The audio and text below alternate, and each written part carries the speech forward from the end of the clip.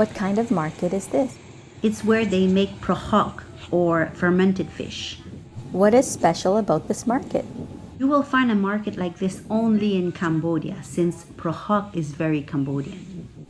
Did you ever buy Prahok before? No. Why not? Well, it's not my favorite. How popular is Prahok? I would say it's popular like our cheese. People love it. What dishes do they use it in? They eat it with raw vegetables like cabbage, green beans. What are the steps to make the paste? Fish is cut in small pieces and mixed with salt, and then it's put in those big barrels for like about 6 months.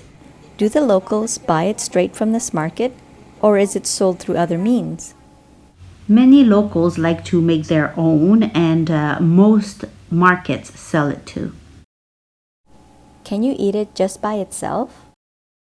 I have never seen someone eating it like this because it's quite salty. Do you recommend tourists coming here? Yes, I think it's very interesting and cultural, but if you don't mind the smell. Thank you for watching. See you next week.